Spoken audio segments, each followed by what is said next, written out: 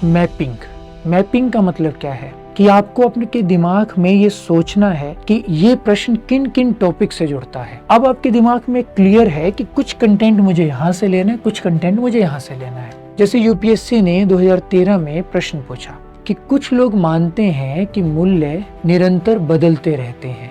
मैं इस तरह की क्लासेस करता हूँ, जैसे गुरुकुल टाइप होता है ना, सब साइड में बैठ गए, फिर डिस्कशन कर रहे हैं, फिर पर्सनल सबके आंसर्स देख रहे हैं, सबको अलग अलग टाइम देना, कि मतलब वो 1-to-1 मेंटोरशिप टाइप।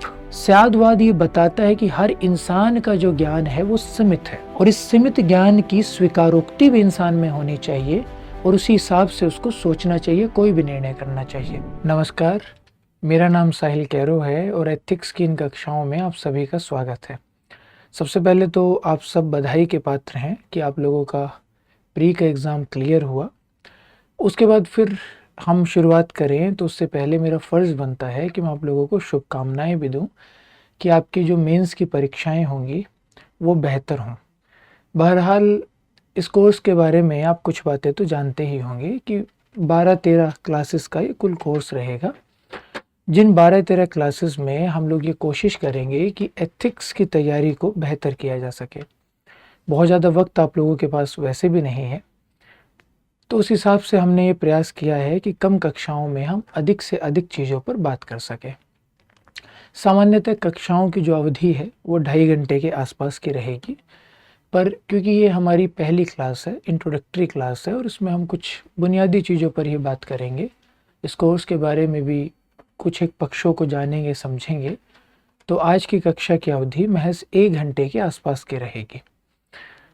तो कुछ प्रश्न आप लोगों के मन में होंगे ही, पर आप लोग सामने होते तो हम बात कर पाते। अब आप लोग सामने नहीं है तो मैं खुद ये कोशिश करूँगा कि ये समझ सकूँ कि आप लोगों के मन में कौन कौन से प्रश्न होंगे, किस तरह के डाउट्स होंगे। सबसे पहली बात, अब आप लोग उस स्तर पर तो हैं ही कि मुझे ये सब बातें तो नहीं करनी पड़ेंगी कि 250 नंबर का पेपर होता है। आपका जो प्रश्न पत्र होता है वो 2 हिस्सों में बटा हुआ होता है, पार्ट ए और पार्ट बी। पार्ट बी में केस स्टडीज़ आती हैं। ऐसा कोई नियम नहीं है कि केस स्टडीज़ 250 में से 130 अंकों की ही आएंगी, पर अगर 2013 से लेकर 2025 तक के सारे प्रश्न पत्रों को आप देखें तो मोटा मोटी ये एक निष्कर्ष आप निकाल लेंगे कि 130 अंकों के लगभग आती हैं केस स्टडीज़ और 120 अंकों के आते हैं बाकी प्रश्न। बाकी प्रश्न यानी कि बाकी जो 7 इकाइयाँ आप लोगों के पाठ्यक्रम में हैं, उन 7 इकाइयों से जो प्रश्न आते हैं वो कुल प्रश्न होते हैं 112। माफ़ कीजिएगा, कुल प्रश्न होते हैं 12 और ये प्रश्न होते हैं 120 नंबर के। इसका मतलब क्या है, यानी हर एक क्वेश्चन कुल 10 अंकों का होता है। यूपीएससी ऐसा कहती है कि 150 शब्दों में जवाब दीजिए, पर आपके शब्द कोई नहीं गिनता। अगर आपको कोई ऐसा कहता है कि 150 मतलब एकदम 150, तो इस बात का बहुत मतलब है नहीं। कोई भी आपके शब्द गिनने वाला नहीं होता। आमतौर पर जो एक बात चलती है वो ये है कि भाई कुल मिलाकर 2 पन्नों में आपका जवाब होना चाहिए। मसलन कि मान लीजिए कि एक पेज है, जो एक स्लाइड है, तो एक पेज ये और एक इसके पीछे, कुल मिलाकर ये 2 पन्ने। तो हम मोटा मोटी हम मानकर चलते हैं कि 2 पन्नों में आपको एक उत्तर लिखना है। औसतन 8 मिनट के आसपास का आपके पास समय होता है। अब 8 मिनट का जो समय है, उस 8 मिनट के समय के हिसाब से 2 पेजेस लिखना और फिर वो सोचना भी उतना आसान काम है नहीं जितना आसान हमें वैसे लगता है। और क्योंकि एथिक्स के पेपर में केस स्टडीज़ भी आती हैं और केस स्टडीज़ 10 अंकों की नहीं होती, उससे ज़्यादा अंकों की होती हैं, और केस स्टडीज़ में हमें लिखना भी ज़्यादा होता है। केस स्टडीज़ पर अंत में बात करेंगे, केस स्टडीज़ वाले हिस्से में। आज मेरा प्रयास ये है कि हम मुख्यतः इन 120 अंकों पर बात करें, यानी आपकी परीक्षा के पार्ट ए पर बात करें। तो 8 मिनट में आपको कंटेंट सोचना भी है और 8 मिनट में आपको 2 पन्ने लिख भी देने हैं, और लिखना भी ऐसा है कि सामने वाले को समझ भी आ जाए, क्योंकि जब हम बहुत तेज़ी से लिखते हैं तो फिर हमारी भाषा कुछ उस तरह की हो जाती है जैसे डॉक्टर प्रिस्क्रिप्शंस लिखते हैं। राइटिंग वाइटिंग का ऐसे बहुत फ़र्क तो नहीं पड़ता, पर हम ये भी नहीं कह सकते कि कोई फर्क नहीं पड़ता। मतलब इतना तो कम से कम होना चाहिए कि हमें समझ में आ जाए, है ना। सब बड़ी बेसिक बेसिक सी बातें, सब आप जानते ही हैं। अब हम बात करते हैं जो हमारे लिए पहली मजबूत बात है, पहली ठोस बात है कि कैसे 8 मिनट में 10 अंकों के एक प्रश्न का उत्तर लिखें। और ये ध्यान रखिए कि जो प्रश्न आपसे आएगा, आपसे प्रश्न जो पूछा जाएगा, वो एकदम सीधे हो ये जरूरी नहीं है। प्रश्न कई बार ऐसा होगा कि वो 2 यूनिट्स को मिलाकर पूछा गया होगा। कई बार ऐसा होगा कि दोनों यूनिट छोड़िए, कुल 7 यूनिट से उस प्रश्न का संबंध नहीं होगा। बड़ा जनरल सा नेचर का प्रश्न होगा। कई बार यूपीएससी उस तरह के प्रश्न भी पूछती है कि जो 7 यूनिट्स उन्होंने दी हुई हैं पाठ्यक्रम में, और उन यूनिट्स के जो जो टॉपिक्स दिए हुए हैं, प्रश्न उन यूनिट्स से बाहर से पूछ लेते हैं वो। मतलब उनका कोई ना कोई संबंध जरूर जुड़ेगा उन यूनिट के किसी ना किसी टॉपिक से, पर कुल मिला जुला कर वो प्रश्न आप लोगों के पाठ्यक्रम से बाहर का होगा। तो प्रश्न जनरल नेचर का भी हो सकता है। अगर प्रश्न पाठ्यक्रम से भी होगा तो सीधे सैद्धांतिक प्रश्न पूछे जाने की बजाय थोड़ा सा प्रश्न का जो नेचर होगा ना, वो अप्लाइड वाला होगा। मसलन की जो आपकी पाठ्यक्रम की दूसरी इकाई है, उसका नाम है एटीट्यूड यानी अभिवृत्ति।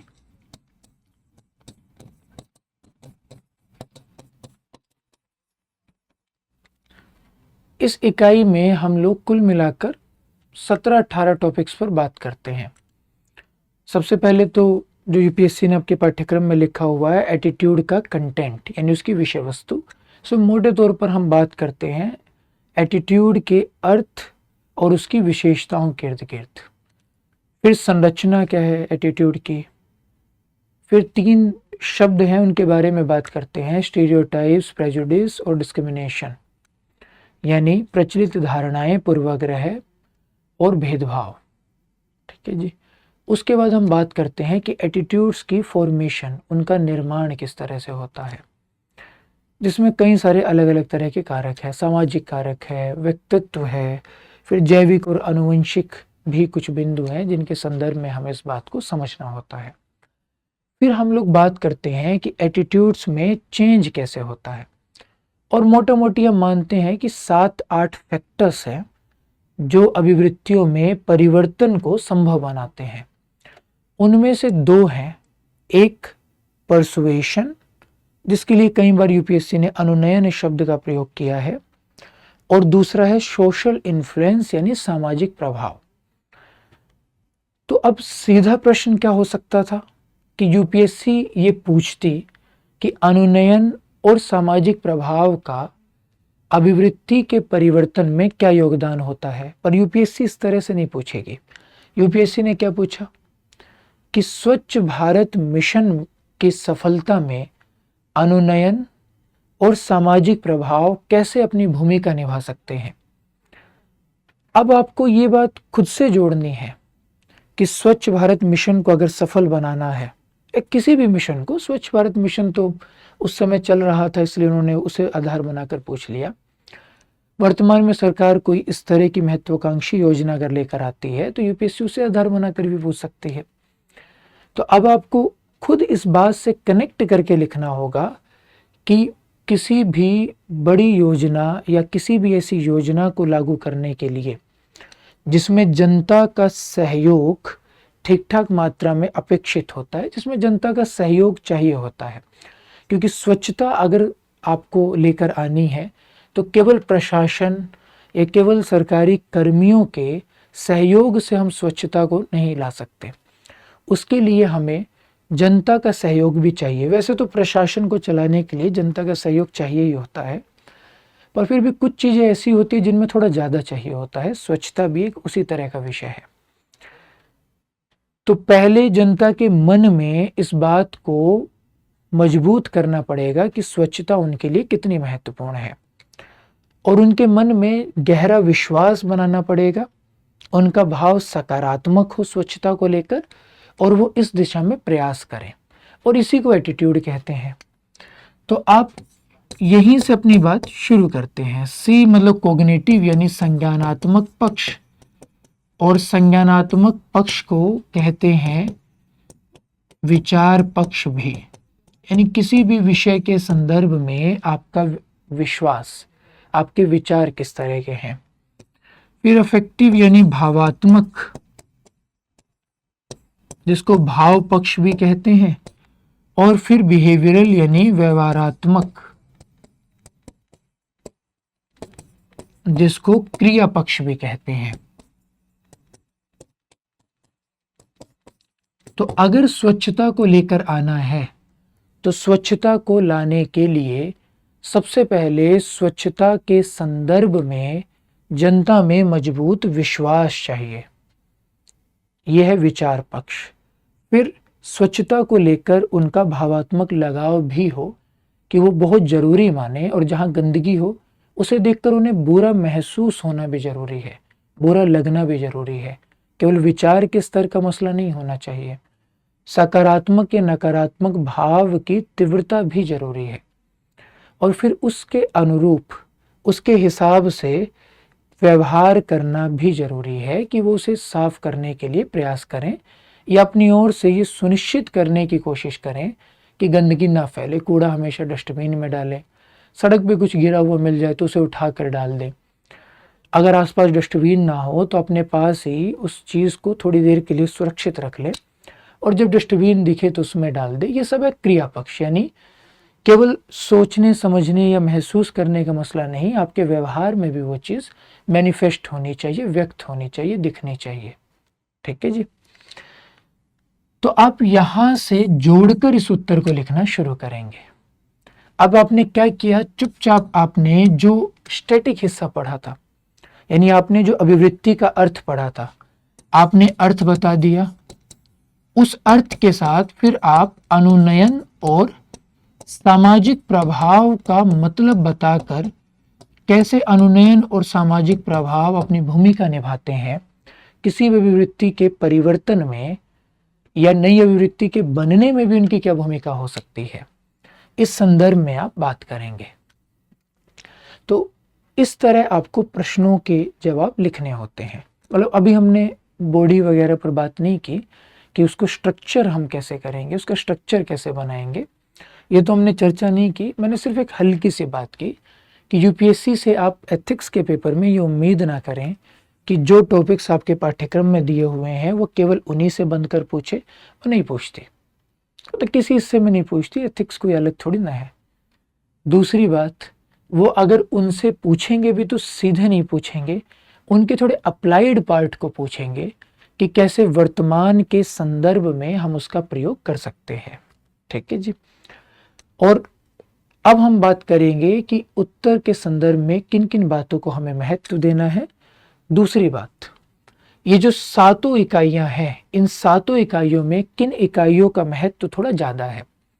तो पहले बात करते हैं इकाइयों के संदर्भ में, फिर बात करेंगे किसी भी उत्तर को कैसे लिखे उसके संदर्भ में, और कुछ सावधानियों के संदर्भ में। देखिए, आपके पाठ्यक्रम की जो पहली इकाई है वो है एथिक्स एंड ह्यूमन इंटरफेस, यानी एथिक्स और मानवीय सहसंबंध। इसका मतलब क्या है एथिक्स और मानवीय सहसंबंध का, यानी मोटी मोटी बात यह है कि भाई एथिक्स और मनुष्य में क्या संबंध है। संबंध भी कैसा, सहसंबंध, यानी दोनों तरफ से। एथिक्स के लिए मनुष्य किस तरह जरूरी है और मनुष्य के लिए एथिक्स किस तरह जरूरी है, क्योंकि दोनों का संबंध दोनों से है। दोनों के हित कहना तो बहुत ठीक नहीं होगा, पर दोनों के कॉन्टेक्स्ट, दोनों के सरोकार एक दूसरे से जुड़ते हैं। ठीक है जी।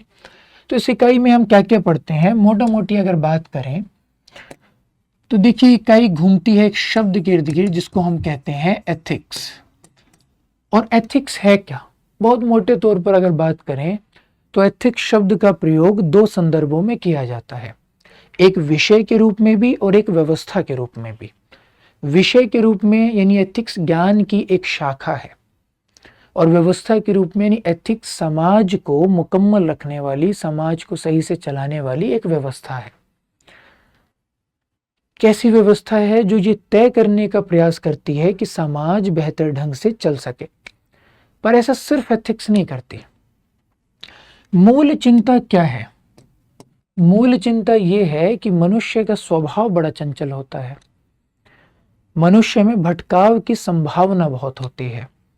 और अगर मनुष्य को एक साथ रहना है, क्योंकि मनुष्य अकेला तो रह नहीं सकता, हमने बचपन से पढ़ा है कि मनुष्य एक सामाजिक प्राणी है, इसका मतलब है कि मनुष्य के अस्तित्व के लिए समाज का होना जरूरी है।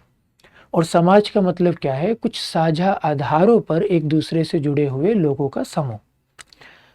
तो अब बहुत सारे लोगों को एक साथ रहना है, और जब भी बहुत सारे लोग एक साथ रहेंगे तो उनके बीच कुछ ऐसे वैल्यू चाहिए या कुछ ऐसे ग्राउंड चाहिए जिन पर वो एक दूसरे को समझते हो, या जिन पर उनके विश्वास एक दूसरे से मिलते हो। क्योंकि ऐसे सरवाइव करना, ऐसे जीवन जीना बहुत मुश्किल हो जाएगा, क्योंकि सबके अपने अपने हित हैं। पूरी समस्या क्या है? हर इंसान को अगर उसके हित की पूर्ति के लिए स्वतंत्र छोड़ दिया जाए तो वो कुछ भी कर सकता है। मान लीजिए मुझे भूख लगी हो और मेरे साइड में एक अपरिचित व्यक्ति बैठा हो और वो खाना खा रहा हो। अब मुझे भूख लगी है, मेरा हित क्या है कि मेरा पेट भरे, और मैं उसको नहीं जानता, और मैं हूं हष्ट पुष्ट खूब बलशाली, मतलब मैं हूं नहीं ऐसा पर मान लीजिए कि मैं ऐसा हूं 6.5 फीट का, खूब हष्ट पुष्ट, और वो व्यक्ति थोड़ा दुबला पतला हो। और अब अगर जंगल राज का सिद्धांत है, अगर सर्वाइवल ऑफ द फिटेस्ट है, तो मैं क्या करूंगा? उसको धमकाऊंगा, उससे उसका खाना छीन लूंगा और खा लूंगा। तो मेरे हित की तो पूर्ति हो गई, लेकिन उस व्यक्ति के हित का क्या? मनुष्य तो वो भी है। अगर हर कोई इस तरह डंडे की चोट पर, डंडे के जोर पर चीजें करने लगे, तो सोच कर देखिए दुनिया में सरवाइव करना कितना मुश्किल हो जाएगा। तो मूल समस्या एक है कि कैसे मनुष्य को नियंत्रण में रखा जाए। और नियंत्रण का मतलब बंधन नहीं है, नियंत्रण का मतलब है मनुष्य के दायरे को सुनिश्चित करना, एक ऐसा दायरा जिस दायरे में उसके अपने हितों का सामंजस्य का समन्वय सर्व हितों से किया जा सके। यानी मनुष्य के अपने हित और बाकी सबके हितों में तालमेल बैठाया जा सके, ताकि समाज के अस्तित्व को संभव बनाया जा सके। तो मूल चुनौती ये है कि कैसे मनुष्य को गलत करने से, मनुष्य को विचलित होने से रोका जा सके। और मनुष्य को विचलन से रोकने के मुख्यतः 3 उपाय हैं। विचलन यानी भटकाव,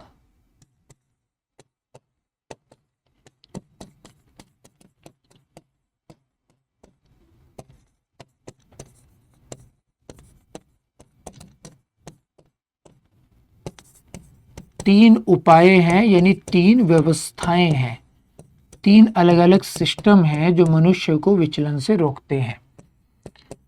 एक है नैतिकता,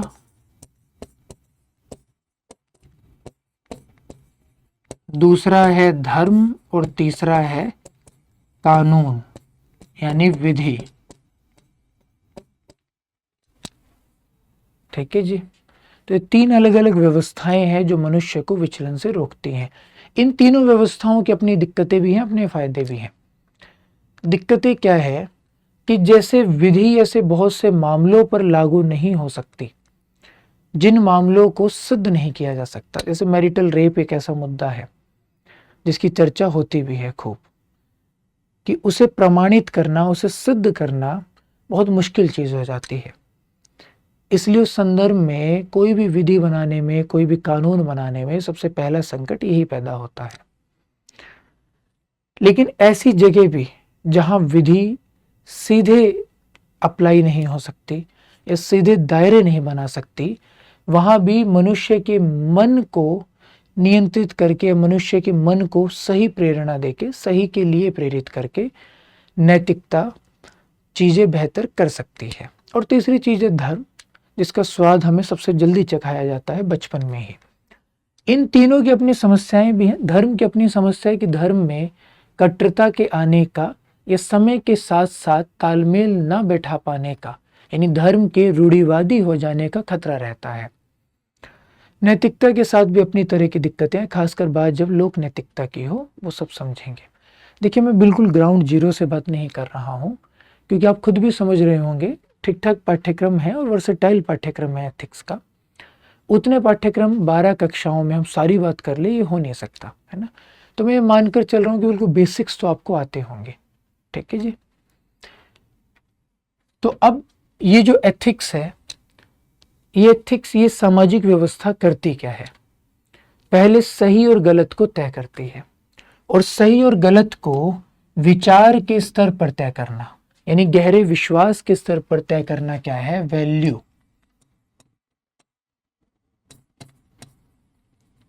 यानी मूल्य। मूल्य क्या है?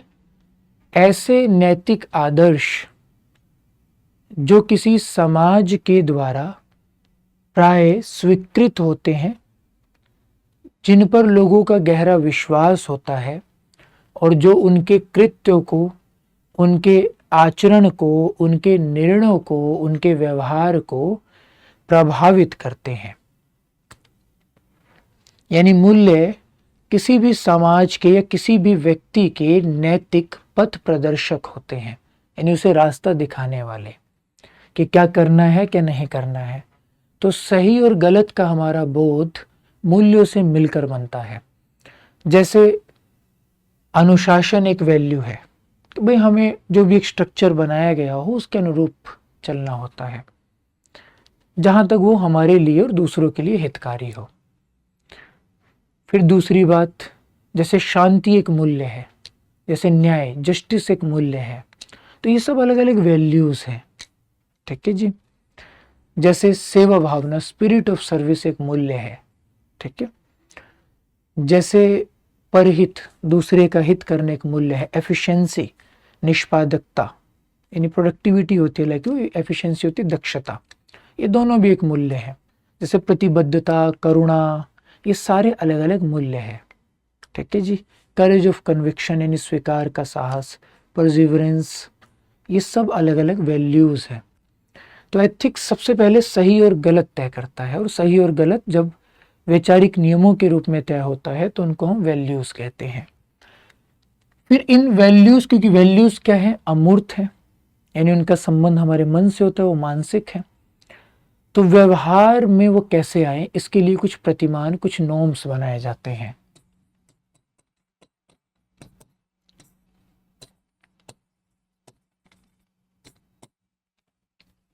ठीक है जी। प्रतिमान क्या होते हैं? अमूर्त मूल्यों के मूर्त रूप को प्रतिमान कहते हैं। यानी कि व्यवहार के कुछ निश्चित नियम, जैसे अनुशासन मूल्य है, पर अनुशासन मूल्य का पालन कैसे हो, व्यवहार में कैसे दिखे। तो कक्षा में अगर अनुशासन की बात करें तो कोई भी बच्चा शोर नहीं मचाएगा, कोई भी बच्चा बेवजह खड़ा होकर कुछ नहीं बोलेगा, जो भी काम दिया जाएगा वो करेंगे, ध्यान देंगे, जो पढ़ाया जा रहा है उसे पढ़ने का प्रयास करेंगे। तो ये सब क्या है? व्यवहार के तरीके हैं जो कक्षा में अनुशासन को सुनिश्चित करते हैं। जैसे सम्मान एक महत्वपूर्ण मूल्य है, तो ये व्यवहार में कैसे आएगा? जब भी कोई बड़ा दिखेगा या कोई भी व्यक्ति दिखेगा तो उसे अभिवादन करना।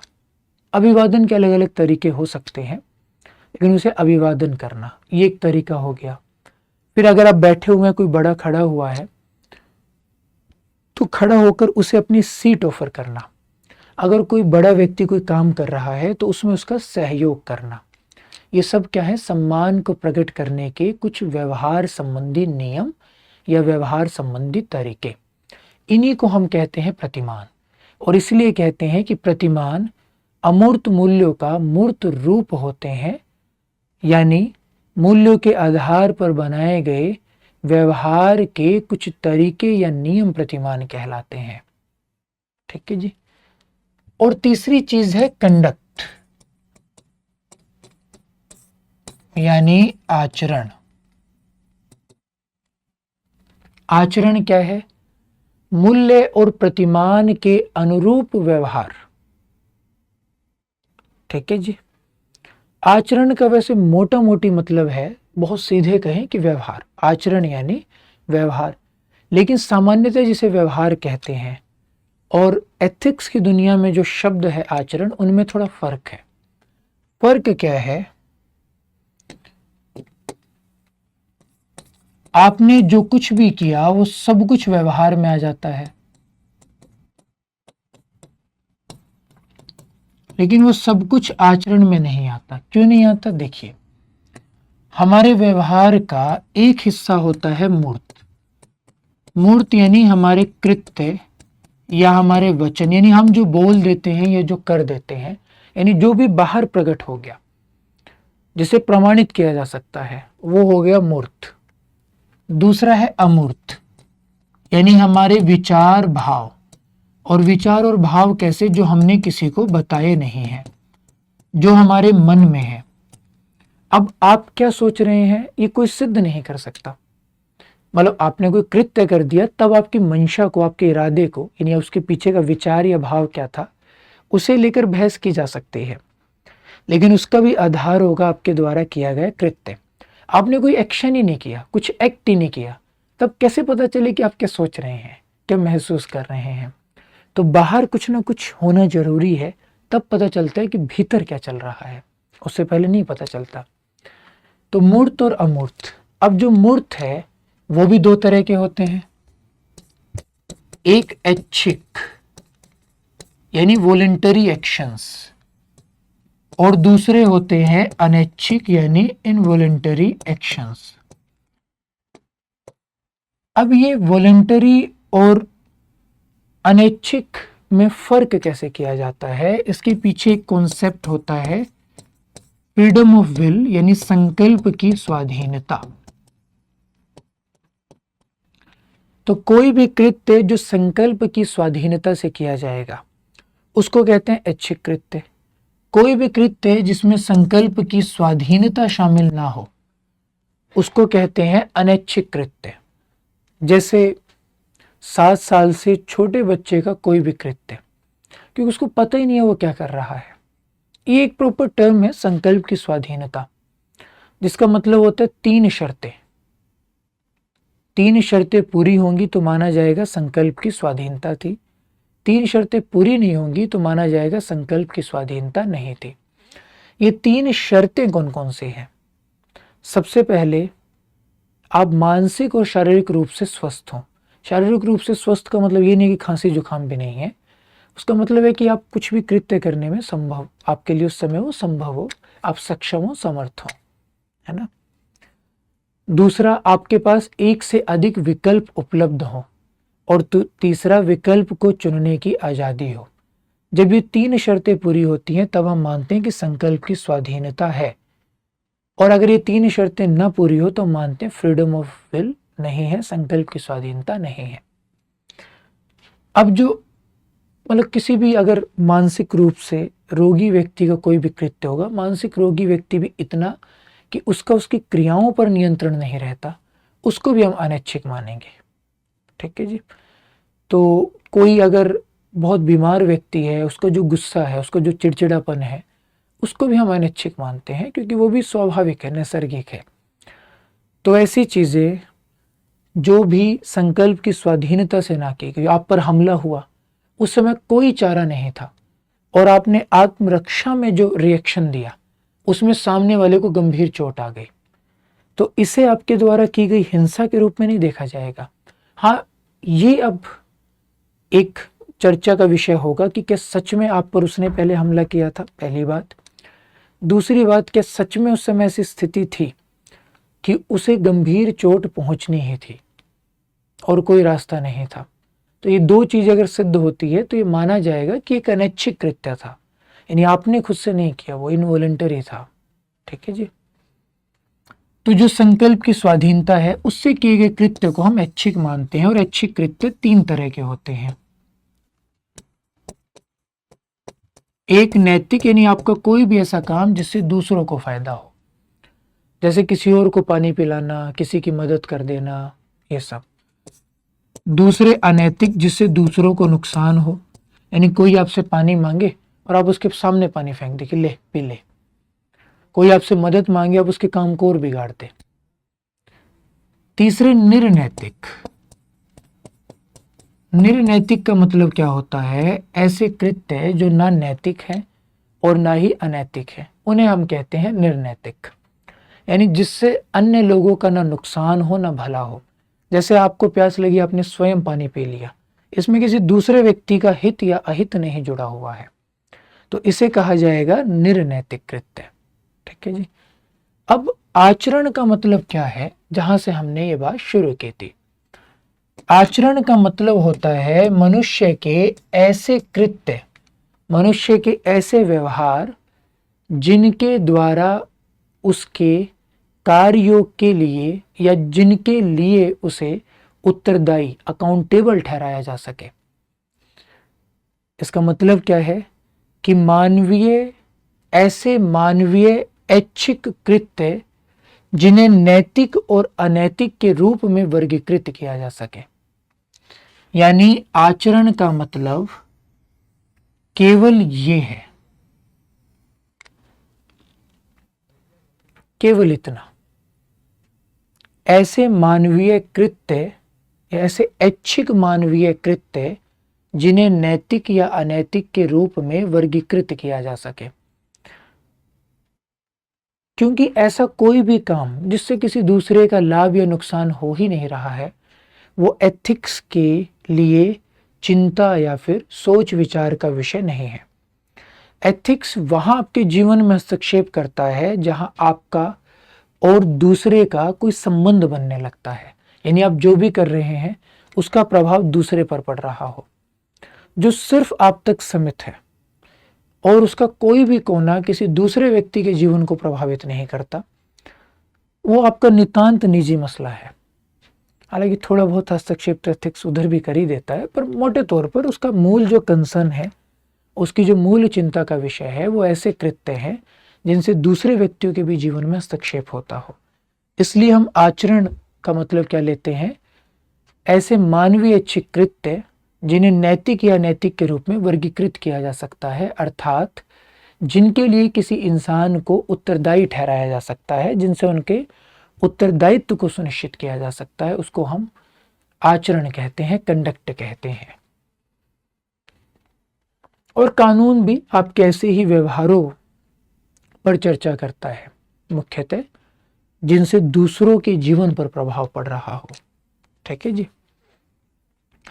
तो नैतिक व्यवस्था के रूप में, एक सामाजिक व्यवस्था के रूप में एथिक्स क्या है?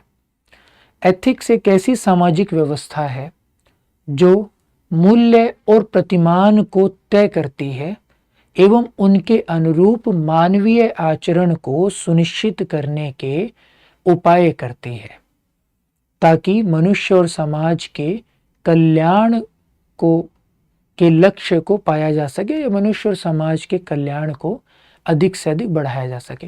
क्योंकि एथिक्स का एम क्या है? वेलफेयर, व्यक्ति का भी और समाज का भी। यानी एक मनुष्य के तौर पे, एक इंडिविजुअल एंटिटी के तौर पर आपका भी वेलफेयर हो, आपका भी कल्याण हो, और एक पूरे समूह के तौर पर एक समाज का भी कल्याण हो। ये एथिक्स का मूल लक्ष्य है। इसके लिए सबसे पहले उसे सही गलत तय करने होते हैं, यानी मूल्य बनाने होते हैं।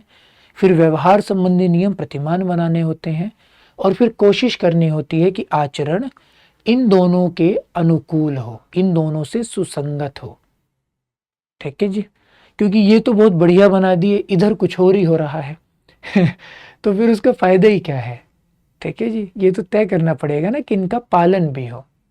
ठीक, ये एक इक्वेशन आपकी पूरी पहली यूनिट है।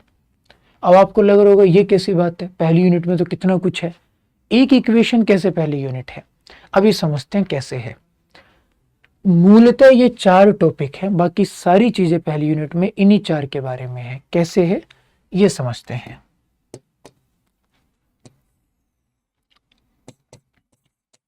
मूल्य का अर्थ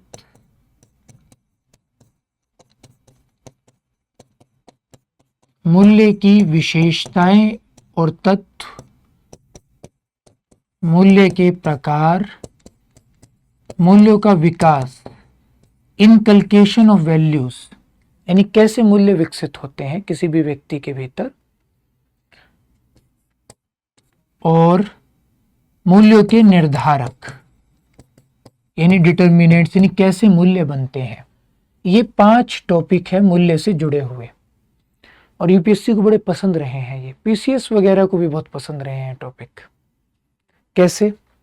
यूपीएससी ने जब 2013 में पहली बार एथिक्स का पेपर लिया तभी एक प्रश्न पूछा जिसका सीधा संबंध इसी टॉपिक से, मतलब इसी हिस्से से था। और ध्यान रहे, मैं अक्सर अपने विद्यार्थियों को कहता हूँ, आप लोगों को भी कह रहा हूँ, क्योंकि आप लोग भी एक जैसे ही हम पढ़ना शुरू करते हैं तो शिक्षक विद्यार्थी का संबंध बन ही जाता है, कि जब भी आप प्रश्न को देखें तो किसी भी प्रश्न को करने के 2 स्टेप है या कहिए कि 3 स्टेप है। सबसे पहला मैपिंग। मैपिंग का मतलब क्या है कि आपको अपने के दिमाग में ये सोचना है कि ये प्रश्न किन किन टॉपिक से जुड़ता है, और वो एक पूरा लेआउट हम बना लेते हैं सिलेबस का, सातों की सातों यूनिट का। ऐसे ही जैसे ये एक बन गया ना, अभी पूरा बन जाएगा, बस 5 मिनट इंतजार कीजिए। शुरू की कक्षा में क्योंकि मतलब टाइम की अपनी बाउंड्री है तो थोड़ी बिखरी हुई कक्षा आपको लग रही होगी, मैं समझ सकता हूँ इस चीज़ को, क्योंकि मुझे बहुत कुछ कवर करना है जो मेरे दिमाग में है कि अच्छा इन चीज़ों पर बात कर लेनी है। तो इसलिए थोड़ा सा पेशेंस आपको रखना पड़ेगा, थोड़ा सा वक्त देना पड़ेगा, तब ये बात मुकम्मल ढंग से आप समझ पाएंगे कि ठीक ठीक मैं क्या कहना चाहता हूँ। तो हम इस तरह हर टॉपिक का लेआउट बना लेंगे, ठीक है जी। तो कुल 7 बॉक्सेस बनेंगे हमारे पास, यानी बमुश्किल जो कि 3 पन्ने में आ जाएंगे पूरे सिलेबस के, या 2 ही पन्नों में आ जाएंगे, 3 तो मैंने बहुत ज़्यादा बोल दिए, यानी एक पेज अलग से आगे पीछे मिलाकर 2 में। तो मतलब जो भी बच्चे पढ़ते हैं उन बच्चों के दिमाग में वो क्लियर हो जाता है। जैसे क्वेश्चन देके सबसे पहले मैपिंग करें। मैपिंग यानी ये चिन्हित करें कि इस प्रश्न का संबंध किन किन टॉपिक से है, ठीक है। उसके बाद फिर कंटेंट को चुनना और छोड़ना है। छोड़ना यानी उन टॉपिक्स में हमने बहुत कुछ पढ़ा होगा, ऐसे हिस्सों को इस लालच में कि आपको याद है अपने उत्तर में नहीं लिखना है जो सीधे उस प्रश्न से ना जुड़ रहे हों, क्योंकि 2 ही पन्ने हैं, 8 ही मिनट है, और कहानीबाजी किसी भी परीक्षक को पसंद नहीं आती जब वो कॉपी चेक करने बैठता है। उसे टू द पॉइंट उत्तर चाहिए, चाहे आप पॉइंट्स में लिखो चाहे आप पैराग्राफ में लिखो, पर जो पूछा गया वो चाहता है कि सीधे आप उसका जवाब दें। तो दूसरा सेग्रीगेट करना, इस चीज को अलगाना कि इन टॉपिक से भी क्या चुनना है और क्या छोड़ना है। और तीसरा फिर उसे लिखना, और लिखना कैसे है वो बात करेंगे अभी।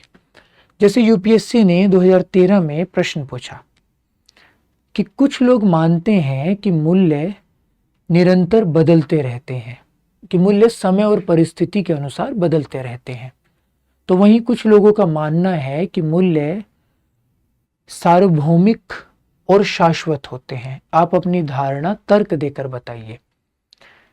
अब इस प्रश्न को कहां से यूपीएससी ने पूछा, अगर आपने ये 5 टॉपिक्स पढ़े होते तो आप समझ जाते कि प्रकार में हम बात करते हैं सार्वभौमिक और शाश्वत मूल्यों के बारे में, और इस पर भी बात करते हैं कि कुछ मूल्य परिवर्तनशील होते हैं। तो ये प्रश्न मूलतः पूछा है मूल्यों के प्रकार से, पर केवल मूल्यों के प्रकार से आप इसका जवाब नहीं दे सकते। उसके बाद आपको ये भी समझना पड़ेगा कि मूल्यों में परिवर्तन कैसे होता है, और क्यों अलग अलग समाजों के अलग अलग भौगोलिक, सामाजिक, धार्मिक, राजनैतिक, जननांकिकीय यानी डेमोग्राफिक स्थितियों वाले क्षेत्रों के मूल्य अलग अलग क्यों होते हैं। ये सब कुछ हम समझते हैं निर्धारकों में, कि कैसे ज्योग्राफिकल कंडीशंस वैल्यूज को प्रभावित करती है, कैसे सोशल स्ट्रक्चर्स वैल्यूज को फॉर्म करते हैं, उन्हें बनाते हैं, उन्हें बदलते हैं। तो ये सब कुछ आप समझते हो निर्धारकों में, डिटर्मिनेंट्स में। अब आपके दिमाग में क्लियर है कि कुछ कंटेंट मुझे यहां से लेना है, कुछ कंटेंट मुझे यहां से लेना है, और इन दोनों हिस्सों से कंटेंट लेकर मुझे इसका जवाब लिखना है। इसके बाद क्या होता है, कंटेंट आपके पास भरपूर होता है और आप कम से कम एक तनाव से मुक्त होते हैं कि क्या लिखें, और क्लैरिटी आ जाती है, आपको समझ में आ जाता है कि अच्छा इन हिस्सों से इसका संबंध है, ये इसमें लिखना है। फिर यूपीएससी ने एक दूसरा प्रश्न पूछा कि आर्थिक मूल्यों से ज्यादा महत्व सामाजिक मूल्यों का होता है। किसी भी राष्ट्र के समावेशी समृद्धि के संदर्भ में इस कथन का परीक्षण कीजिए। यानी किसी भी देश का जो इंक्लूसिव प्रोग्रेस हो, इंक्लूसिव डेवलपमेंट हो, उसके संदर्भ में इस बात पर हमें चर्चा करनी है कि क्यों इकोनॉमिक वैल्यूज से ज़्यादा इम्पोर्टेंट सोशल वैल्यूज होती है, ऐसा क्यों। फिर ये प्रश्न कहाँ से पूछा गया, एक तो मूल्य के प्रकारों से, ठीक है जी, दूसरा नैतिक व्यवस्था के लाभ से। तो दो अलग अलग टॉपिकों को जोड़ दिया, दो अलग अलग टॉपिक्स को जोड़ दिया गया, दो अलग अलग विषयों को जोड़ दिया गया, मूल्यों के प्रकार और सामाजिक व्यवस्था के लाभ। वो अभी हमने पूरी फॉर्मेटिंग की नहीं है, इसलिए वो भी लिखा हुआ नहीं है, अभी लिख दूंगा वो भी। दूसरा प्रश्न यह है मूल्यों पर। फिर तीसरा यूपीएससी ने एक बार पूछा एपीजे अब्दुल कलाम का, डॉक्टर एपीजे अब्दुल कलाम का एक कथन दिया कि अगर किसी भी समाज को भ्रष्टाचार मुक्त होना है और ब्यूटीफुल माइंड्स का देश बनना है, अगर किसी भी देश को भ्रष्टाचार मुक्त होना है और रचनात्मक दिमागों, हालांकि यूपीएससी ने सुंदर दिमागों का, सुंदर मस्तिष्कों का प्रयोग किया था, पर ब्यूटीफुल माइंड्स का मतलब होगा रचनात्मक दिमाग, क्योंकि भाव वो है ना, ऐसा दिमाग जिसमें सुंदर अच्छे विचार आए और नए नए तरह के विचार आए। और अब्दुल कलाम जी को जब हम पढ़ते हैं तो हमें पता है कि वो क्रिएटिविटी को, इमेजिनेशन को कितनी अहमियत देते थे। तो भाव वो है, लेकिन कोई बात नहीं, जिस शब्द को उन्होंने प्रयोग किया भाव आप वही ले लीजिए, शब्द भले ही उनका ही प्रयोग कीजिए। तो उनका शब्द था खूबसूरत दिमाग। यदि किसी देश को भ्रष्टाचार मुक्त होना है और खूबसूरत दिमागों का देश बनना है, तो ऐसा होने में 3 सदस्य महत्वपूर्ण भूमिका निभा सकते हैं, माता, पिता और शिक्षक। अब इस प्रश्न का संबंध था इनकल्केशन ऑफ वैल्यूज से, मूल्यों के विकास से। क्यों? क्योंकि यूपीएससी ने क्लियर लिखा है role of family, educational institutes and society, inculcation of values. यानी इनकल्केशन यानी मूल्यों के विकास में इनका क्या योगदान है, परिवार का, समाज का और शिक्षा संस्थान का। तो आपको समाज वाला हिस्सा तो भी नहीं रखना था इसमें, हालांकि उसको भी जोड़ सकते हैं, कैसे जोड़ सकते हैं वो बाद में समझेंगे, लेकिन 2 हिस्से तो सीधे जुड़ गए। तो प्रश्न थोड़ा घुमाकर पूछा, लेकिन बड़ा सीधा प्रश्न पूछ लिया यूपीएससी के रिकॉर्ड को देखते हुए ये, और पूछा किससे, मूल्यों के विकास से, ठीक है जी। तो इस तरह से वो प्रश्न पूछते हैं, एकदम सीधा पूछेंगे इस गलतफहमी में मत रहिए, थोड़ा घुमाकर पूछेंगे, लेकिन पूछेंगे इन्हीं टॉपिक से संबंधित, ठीक है। अब प्रतिमान में हम क्या क्या पढ़ते हैं,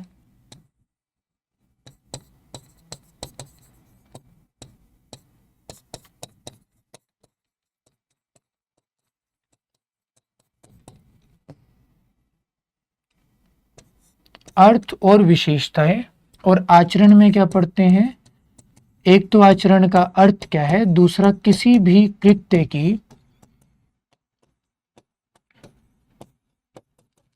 नैतिकता और अनैतिकता के निर्धारक क्या है।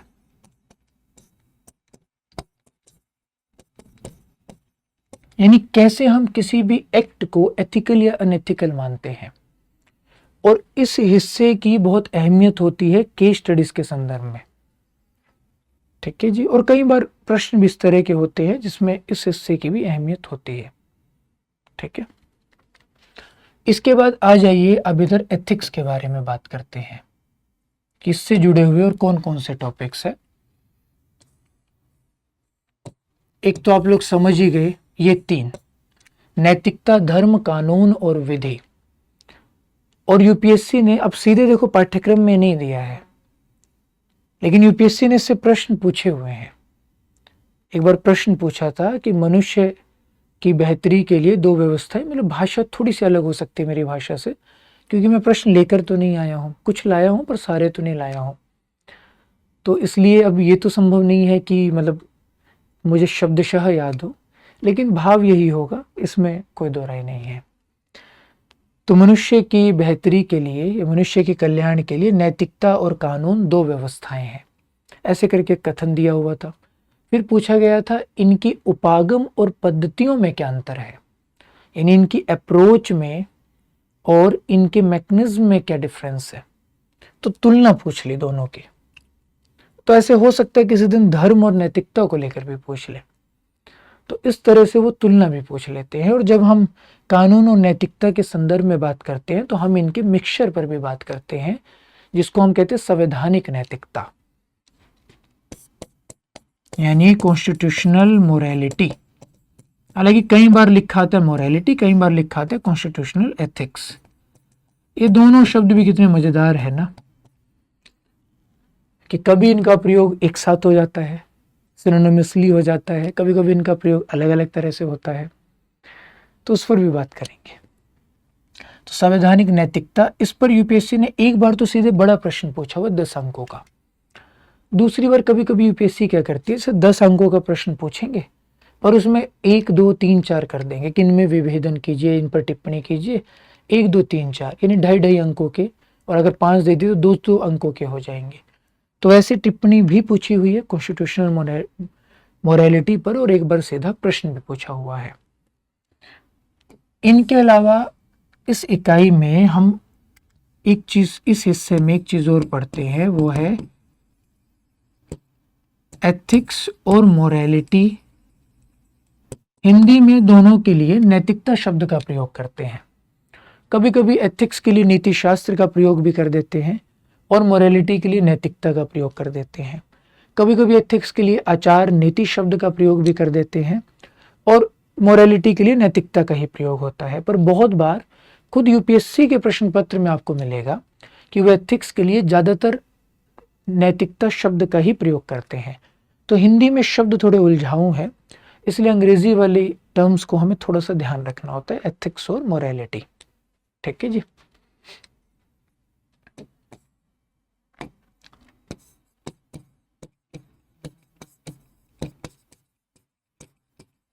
फिर नैतिक व्यवस्था के लाभ क्या है और हानियां क्या है, और अंतिम में मोरल प्रोग्रेस कितनी हुई है, नैतिक प्रगति और नैतिकता के आयाम, डायमेंशंस ऑफ एथिक्स।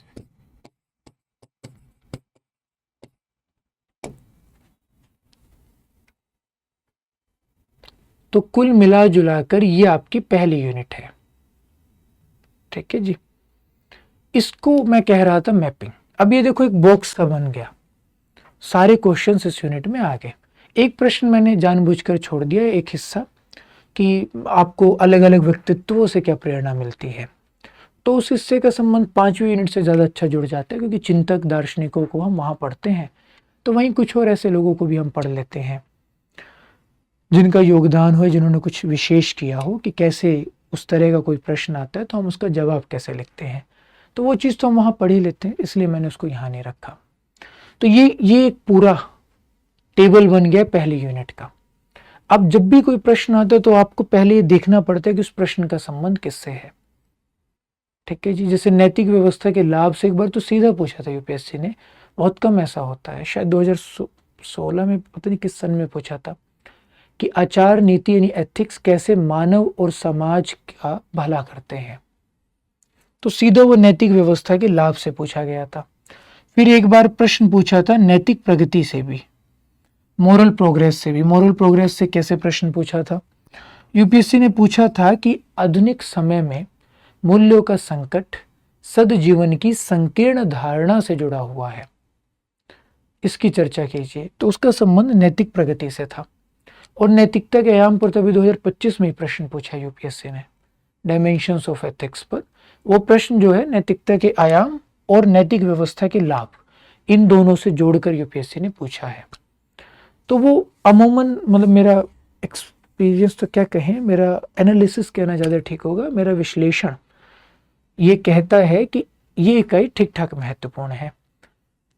मतलब अगर आपके पूरे पाठ्यक्रम को हम इकाईवार ढंग से देखें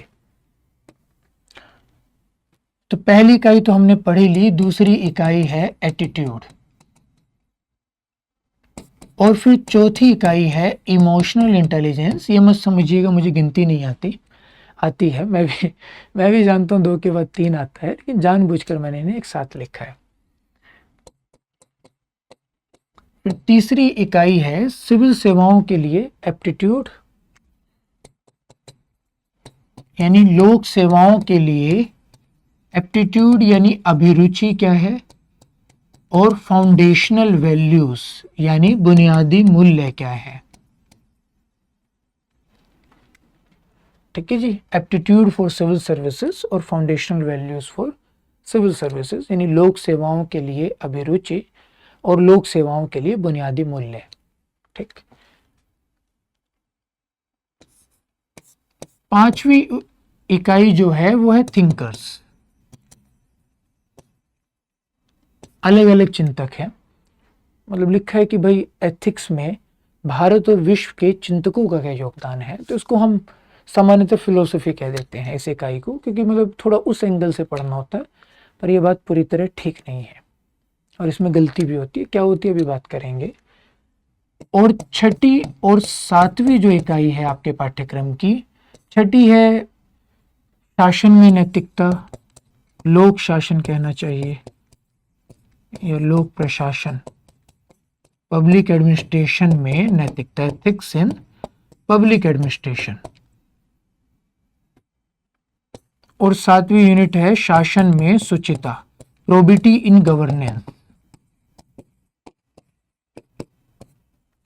ठीक है जी। और एक और यूनिट है जो कि कहीं पाठ्यक्रम में नहीं है, इसको आप कह सकते हैं अप्लाइड एथिक्स,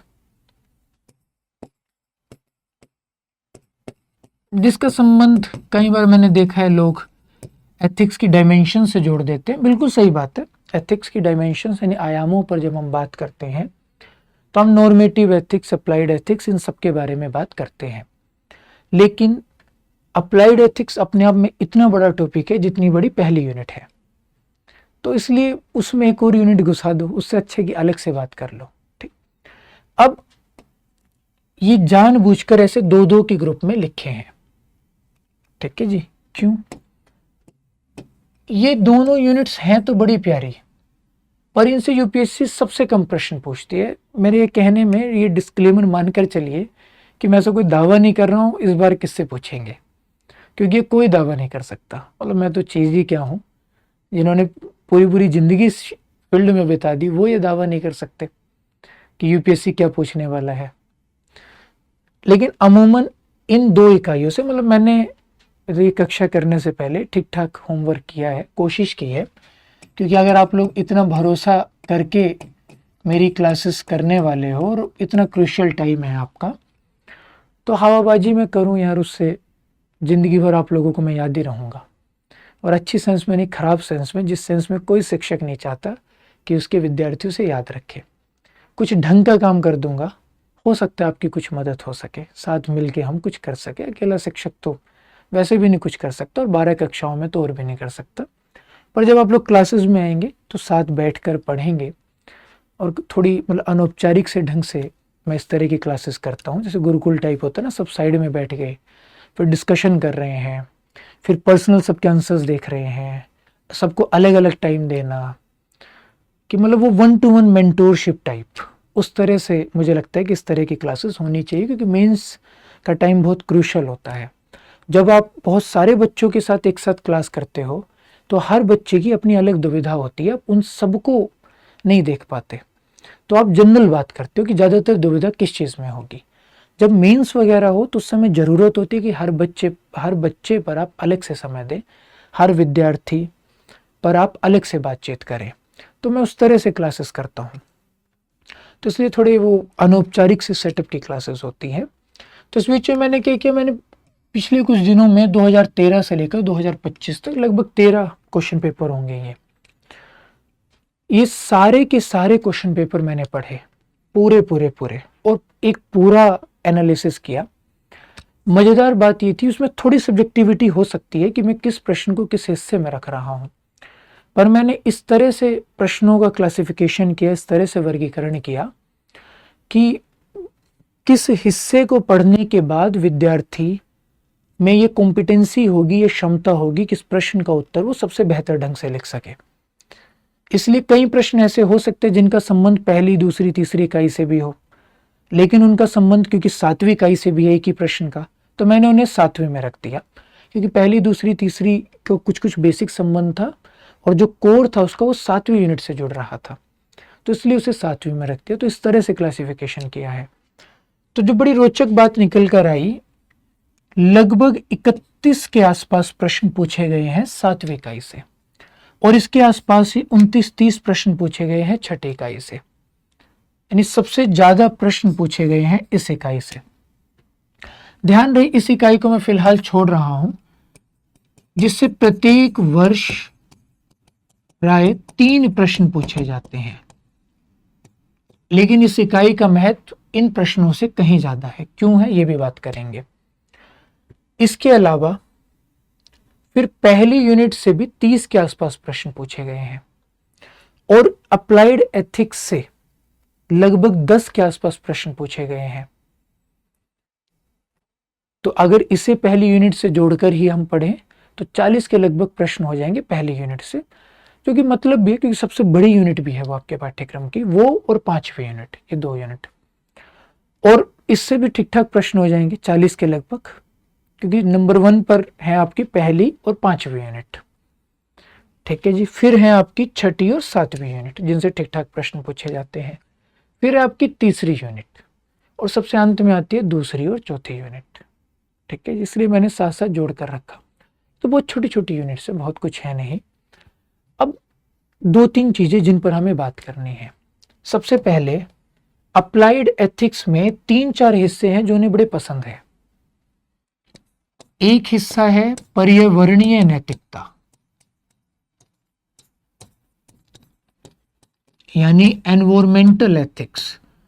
इससे वो जरूर प्रश्न पूछते हैं, चाहे केस स्टडीज में पूछे और चाहे सीधे पूछे। और सीधे पूछे गए प्रश्न भी मुझे 3-4 तो सीधे याद ही आ रहे हैं इस समय, शायद तीन मेरे दिमाग में आ रहे हैं, और शायद 3 ही पूछे गए होंगे। दूसरा हिस्सा क्या है, इधर जिस पर क्वेश्चन पूछे गए हैं, एडमिनिस्ट्रेटिव एथिक्स।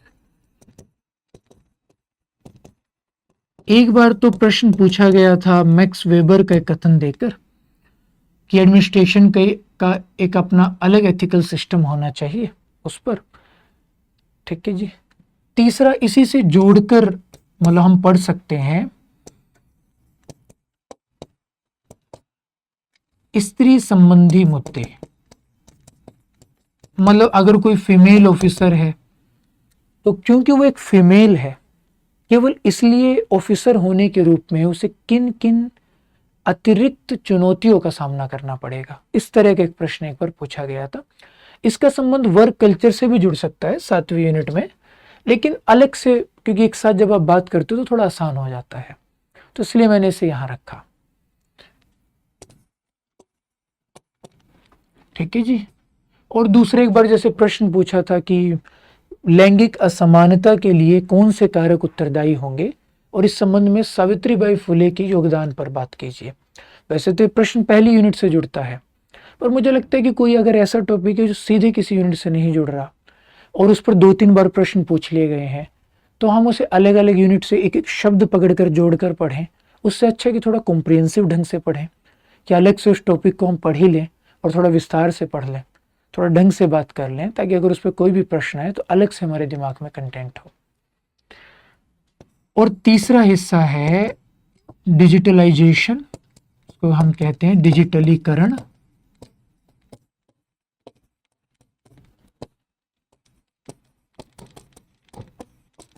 और एआई एथिक्स, इससे 2025 में भी प्रश्न पूछा गया।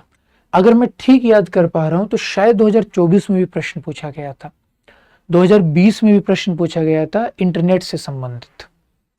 और इसी में इंटरनेट को भी आप जोड़ लीजिए। डिजिटलीकरण में इंटरनेट जाहिर सी बात है एक उसका कोर एस्पेक्ट है ही वो, है ना। ये डिजिटलीकरण या डिजिटलाइजेशन को ही हिंदी में डिजिटलीकरण कहते हैं।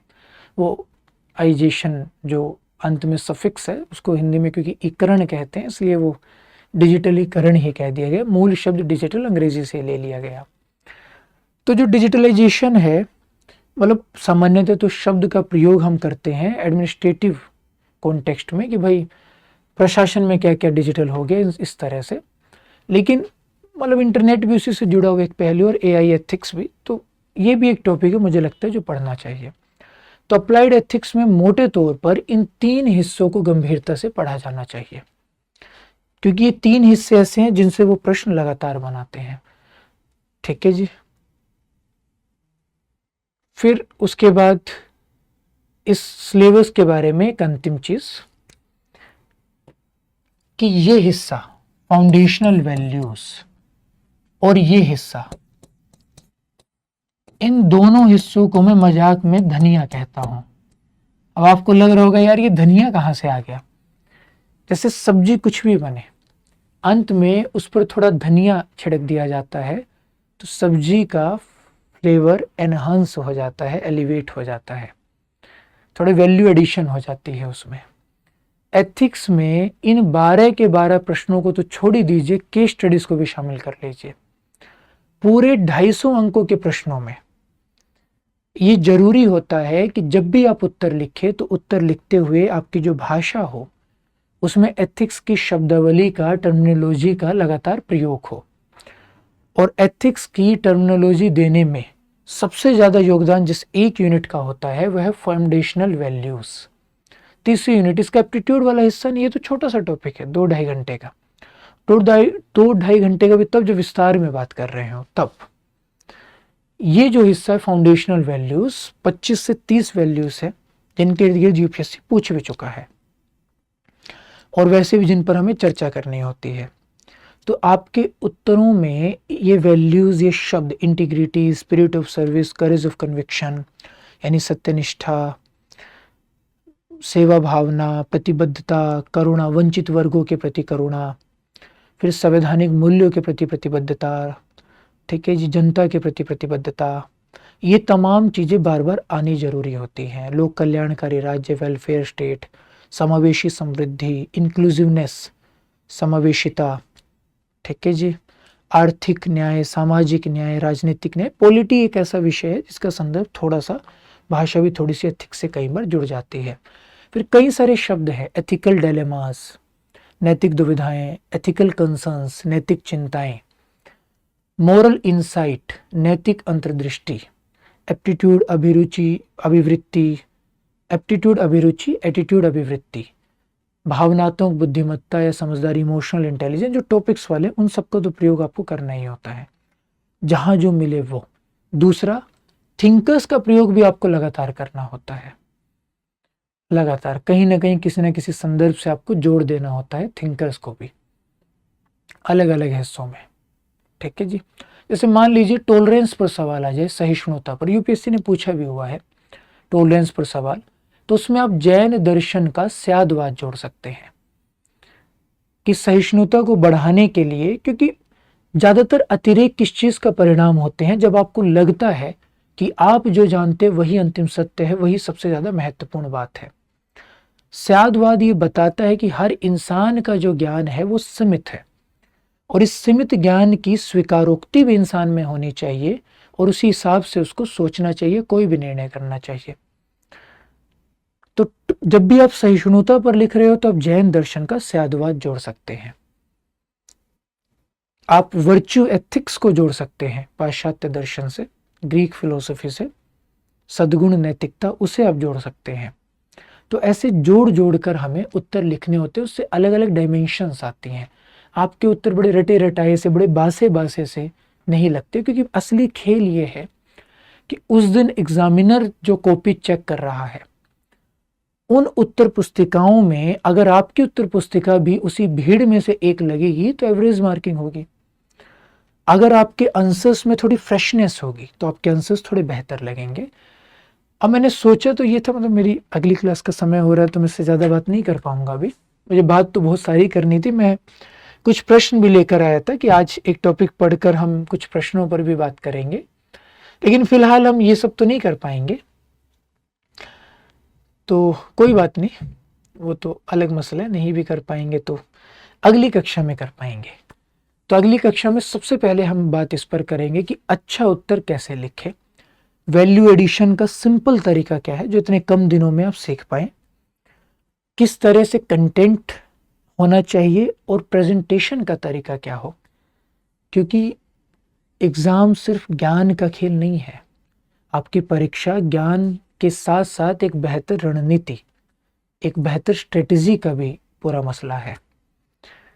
तो हमें ये भी समझना पड़ेगा कि अच्छा उत्तर लिखने की स्ट्रेटेजी भी क्या होनी चाहिए, जिससे हम निर्धारित समय में टू द पॉइंट अच्छी और ढंग की बात लिखते हुए वैल्यू एडिशन के साथ अपने उत्तरों को, अपने पूरे पेपर को पूरा कर सके और कुछ बेहतर कर सके। तो कुल मिला जुला कर अभी जो हमारे पास समय था उसमें तो इतनी ही बात संभव है, लेकिन कक्षाओं में थोड़े विस्तार से बात करेंगे। उम्मीद है कि बातचीत आपके काम में आएगी और उम्मीद है कि जल्द कक्षाओं में मिलेंगे। बहुत बहुत शुक्रिया। मेरा नाम है साहिल कैरो और आप सबको बहुत सारी शुभकामनाओं के साथ बहुत बहुत आप सबका धन्यवाद। अब एग्जाम की तैयारी को और बेहतर करने के लिए हमारे चैनल को लाइक, शेयर और सब्सक्राइब करना ना भूलें।